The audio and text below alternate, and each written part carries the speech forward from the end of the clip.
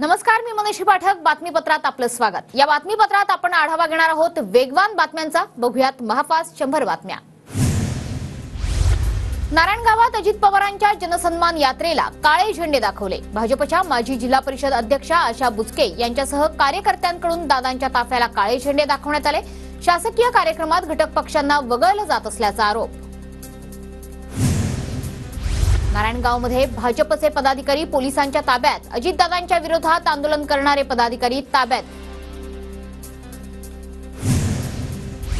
महायुतीत राहणं मान्य नसल्याचं अजित पवारांनी जाहीर करावं. अजित पवारांनी पालकत्वाची भूमिका पाळली नाही. भाजपच्या माजी जिल्हा परिषद अध्यक्षा आशा बुचकेंसह कार्यकर्ते आक्रमक. आशा बुचकेंनी केली ती स्टंटबाजी आहे. झेंडे दाखवण्यापेक्षा अजितदादांकडे आले असते तर त्यांचं म्हणणं ऐकून घेतलं गेलं असतं. चाळकणकरांचा हल्लाबोल. दादांना काळे झेंडे दाखवले. फडणवीसांनी याबाबत तात्काळ खुलासा करावा. अजित पवार गटाचे नेते अमोल मिटकरी यांची मागणी. तर जनसन्मान यात्रा हा राष्ट्रवादी काँग्रेस पक्षाचा स्वतंत्र कार्यक्रम. मिटकरींचं भाजप आंदोलकांना प्रत्युत्तर. महायुतीच्या एकतेला गालबोट लावणाऱ्यांना ताकीद द्या. पक्षाचा कार्यक्रम असताना निदर्शनं करण्याची गरज नव्हती. अजितदादांच्या जनसन्मान यात्रेला काळे झेंडे दाखवल्यानंतर सुनील तटकरेंची मागणी. काही गैरसमज असतील तर दूर करण्यात येतील. भाजप कार्यकर्त्यांनी अजित पवारांना काळे झेंडे दाखवल्यानंतर भुजबळांची प्रतिक्रिया. विधानसभेच्या निवडणुका नोव्हेंबर महिन्यात होण्याची शक्यता. मुख्यमंत्री एकनाथ शिंदेंकडून तसे संकेत. नोव्हेंबरमध्ये पार्सल पाठवा. पुण्यातील लाडकी बहीण योजनेचा शुभारंभ कार्यक्रमात वक्तव्य. निवडणूक आयोगालाही खोके दिलेत का? संजय राऊतांची शिंदेंवर टीका. विधानसभा निवडणूक नोव्हेंबरमध्ये होणार अशी शक्यता. मुख्यमंत्री शिंदेंनी संकेत दिल्यानंतर राऊतांचा निशाणा. टाइम मॅट्राईजच्या सर्व्हेनुसार महाराष्ट्रात महाविकास आघाडी महायुती कुणालाही बहुमत नाही. अपक्षांच्या हाती सत्तेची चावी येणार. सर्व्हेत दावा. टाइम्सच्या सर्व्हेनुसार भाजपला 95 ते 105, शिंदे गटाला 19 ते 24 तर ठाकरेंना 26 ते 31 जागांचा अंदाज. काँग्रेसला 42 ते 47 जागा मिळणार असल्याचा टाइम्सचा सर्व्हे. मुख्यमंत्री पदासाठी एकनाथ शिंदेंना सर्वात जास्त पसंती. शिंदेंना 27%, ठाकरेंना 23%, फडणवीसांना 21% पसंती. टाइम्स मॅट्राईजच्या सर्व्हेमध्ये दावा. दिशाभूल करण्यासाठी असे सर्व्हे येत असतात. मोदींना 350 जागा मिळतील असा सर्व्हे आला होता. त्याचं काय झालं? तर राज्यात महाविकास आघाडी 185 पेक्षा जास्त जागा जिंकणार. राऊतांचा विश्वास. आम्ही लोकसभेला रामटेक आणि अमरावतीची जागा काँग्रेसला दिली. विधानसभेत विदर्भात ठाकरे गटाचं प्रतिनिधित्व असावं याकरता प्रयत्न. तर नागपुरात जागांचा आढावा घेतोय संजय राऊतांचं विधान. जोर जबरदस्ती, धमकी आणि खोक्यांमधून राज्य सरकार बनलं. शिंदेंनाही खटले दाखल करून अटकेची धमकी मिळाली होती. राजेंद्र शिंगणेंवरील प्रश्नावरून संजय राऊतांचं उत्तर.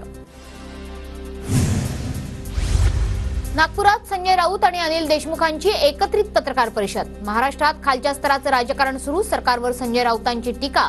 जागा वाटपाबाबत 20 आणि 21 तारखेला बैठका होतील. राऊतांची माहिती.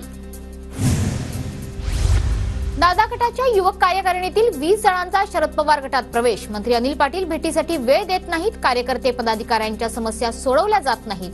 पदाधिकाऱ्यांची तक्रार. नाईलाजास्तव अजितदादांसोबत गेलो पण शरद पवार माझ्यासाठी आदरणीयच. शरद पवारांसोबतच्या भेटीवर दादा गटाचे आमदार राजेंद्र शिंगणेंचं स्पष्टीकरण. बँकेच्या अडचणीमुळे राजेंद्र शिंगणे अस्वस्थ होते. शिंगणे संवेदनशील नेते. आमच्या कुटुंबाशी अनेक दशकांपासून त्यांचे संबंध आहेत. सुप्रिया सुळेंची प्रतिक्रिया.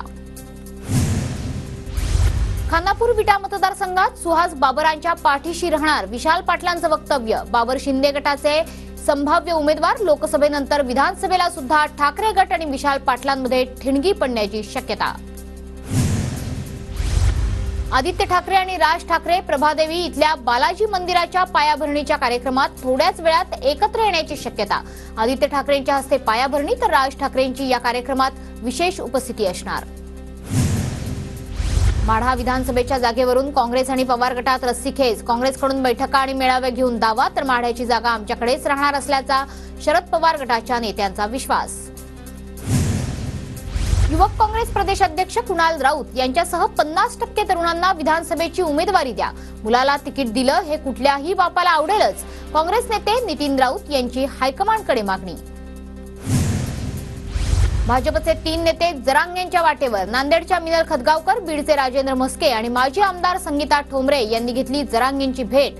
जरांगेंकडून उमेदवारी करता प्रयत्न सुरू असल्याच्या चर्चा.